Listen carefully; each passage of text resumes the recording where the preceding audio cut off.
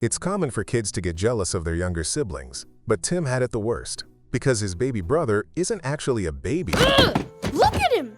He wears a suit. I know, isn't it cute? He's like a little man. He carries a briefcase. Does no one else think that's, I don't know, a little freaky? Tim Templeton is a 7-year-old boy with the wildest imagination.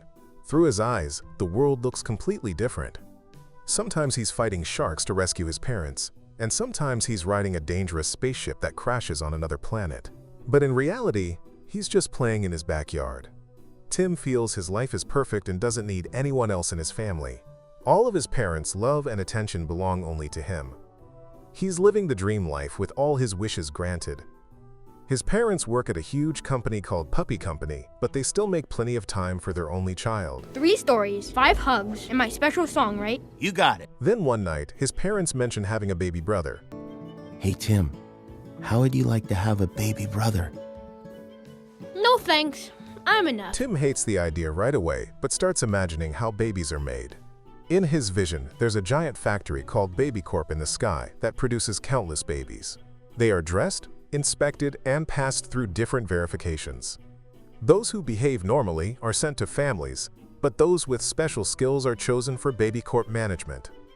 They're sent to the world for special missions, just like the one delivered to the Templetons. The day begins like any other until Tim sees a taxi stop outside his house.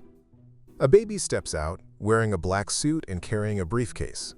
With his cuteness, he wins over the Templetons instantly. Meet your new baby brother. Everyone except Tim. Tim doesn't like the baby's constant crying, attention-seeking, and ability to steal all the spotlight. Yes, all the attention.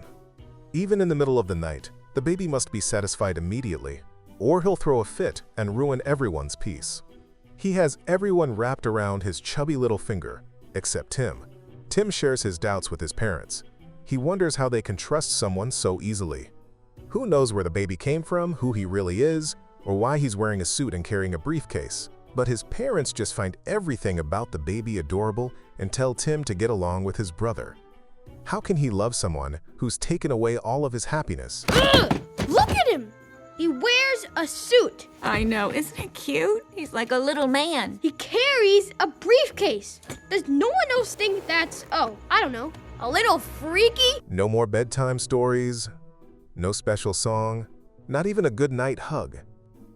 Heartbroken, Tim checks on his parents one night and finds them asleep on the couch, exhausted from caring for the baby. Then he hears a sound. It's the phone, ringing from the baby's room. Curious, Tim peeks inside and sees something unbelievable. The baby can actually talk.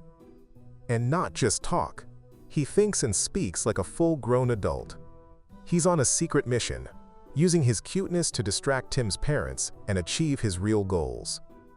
Tim catches him red-handed and threatens to expose him. But the baby isn't worried at all. He knows no one will believe Tim. A talking baby? That's just a joke. The baby mocks Tim for being too old to be babied anymore and tells him to make room for the next generation. If not, this unusual baby will kick him out of the family. You're old. It's time to make way for the next generation. It's the way of the world. You would never ask your parents for an old toy. Poor Tim goes back to bed, terrified of losing his parents. The next morning, Tim decides to gather proof. He dresses up like a ninja, grabs his microphone and tape recorder, and sneaks downstairs. But instead of catching the baby alone, he runs into a group of neighborhood kids.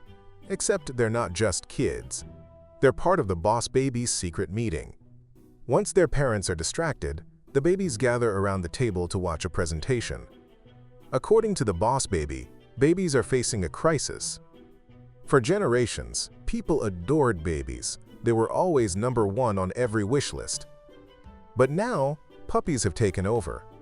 Once mere accessories, puppies have captured the hearts of millions with their cuteness and variety. Babies are being replaced. And to make things worse, Francis, the CEO of Puppy Company, has announced a new puppy that's going to be the most adorable ever. If that happens, the baby business will collapse. The Boss Baby's mission is clear: figure out which puppy is about to be launched and stop it before it's too late. Tim secretly records the meeting, but the babies catch him. They chase him through the house in toy cars, but he narrowly escapes to his room. The boss baby follows and blackmails him over his favorite toy. Hand over the tape, Timmy, or Lamb Lamb gets it, see? What's that, Lamb Lamb? Oh, you want a nose ring? Well, it's really not my scene, but who am I to judge? When the toy accidentally breaks, Tim loses his temper and tries to get rid of the baby once and for all. Just then, his parents arrive and assume Tim is bullying his brother. The tape is destroyed, and Tim can't prove anything. He's grounded until he learns to get along with his sibling. Later, the boss baby sneaks into Tim's room and takes him to Baby Corp using magical pacifiers. Take this. It'll explain everything. What do you want me to do with that? I want you to suck it. You suck it. No, it's for you to suck. Ugh, I'm not sucking that. He explains the factory, the management babies, and the special baby formula that keeps them from aging. Without it, they'd turn into normal babies. The boss baby wants a promotion to become the legendary super colossal big fat boss baby, but to do so, he must succeed in his mission. If he fails, he'll lose his formula and become ordinary forever. Creeped out by the thought of living with him forever, Tim reluctantly agrees to help. They pretend to get along so their parents will take them to Puppy Company's big festival. The plan works, and Tim is ungrounded. At Puppy Company, they sneak into the top-secret area to uncover the new puppy. But it's a trap. They're captured by Eugene, the CEO's brother, and brought to Francis. To Tim's shock, Francis is none other than the former super-colossal big fat boss baby. Unable to drink the formula due to lactose intolerance, he grew old and was cast out. Now he seeks revenge by creating a forever puppy that never ages. With the boss baby's stolen formula, his plan is almost complete. Francis kidnaps Tim's parents and takes them to Las Vegas for the puppy launch. Meanwhile, Tim and the boss baby are left with Eugene disguised as their nanny. With time running out, they trick Eugene, escape, and race to the airport. Eugene chases them, but the boss baby calls in reinforcements, a squad of neighborhood babies. They fight bravely, but Eugene is tough. When Tim's bike breaks, he loses confidence, but the boss baby encourages him, comparing him to a sailor fighting through dangerous seas. Inspired, Tim regains courage, speeds ahead, and catches up to his parents' car. Together, Tim and the boss baby race to save them, but Francis won't let them pass. He locks the Templetons inside the plane as it takes off. Overcome with frustration, he lashes out at the boss baby, calling him selfish and insensitive, someone who doesn't understand the value of having a family. Tim even wishes his brother had never been born. Hurt, the poor baby walks away. But after a while, he comes back to Tim and admits that, even though he was born an adult and has never had a family, he still has feelings and truly cares about others. Realizing he was too harsh, Tim apologizes. He understands that the only way forward is to unite with his little brother to save both his family and Baby Corp. Together, they disguise themselves as famous artists and sneak onto the plane. Hey, baby, hold on. Oh no, it's been nabbed by some bandito. You got Betty Sue dressing like a Pegasus and that ain't alright. There we go. Humming. Whoa, baby. Oh, whoa. Devil in disguise. When the flight attendant asks who they are, they lie about being the captain's kids, earning themselves a luxurious ride to Las Vegas. On the way, Tim plays with the utensils and invites the boss baby to join in. Tim feels sorry that his brother never got to enjoy a real childhood, and for the first time, the baby lets his guard down. Unbeknownst to them, Eugene has secretly followed.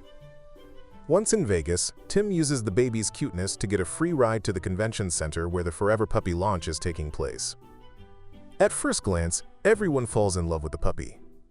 Tim's parents are locked inside a giant heart-shaped box on stage, and Francis is moments away from unveiling his plan. Tim climbs the pipes to reach backstage, determined to stop the launch. Francis mocks him, calling him a fool who lets a baby boss him around. But Tim doesn't falter. He believes he and his brother are a team. With their unbreakable unity, they fight back, knock down Francis, and rush to save their parents. But time is running out. In less than a minute, the puppy rocket will launch, spreading forever puppies across the world. The boss baby bravely lets the puppies escape, but in the process, he gets stuck. Without the baby formula, he has already turned into a normal infant.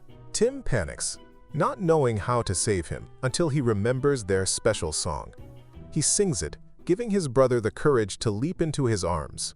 Tim feeds him the formula just in time, restoring the boss baby to his old self. Meanwhile, Francis falls into the formula vat and is turned back into a baby. Eugene picks him up, promising to raise him better this time. The Templetons return home safely, and Tim has finally proven himself to be a great big brother. But the joy doesn't last. It's time for the boss baby to leave. He gets into a taxi, and just like that, all of his belongings and memories vanish from the house, as if he had never been born. Tim's wish is granted. The boss baby gets the promotion he always dreamed of, but neither of them is happy. Both miss each other deeply. Tim can't take it anymore. He writes a heartfelt letter to his baby brother, admitting he now wishes for all the things he once feared. To see him every day, to share everything with him, and to grow up together.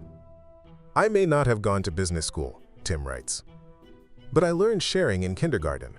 And if there isn't enough love for both of us, I'm willing to give all of mine to you.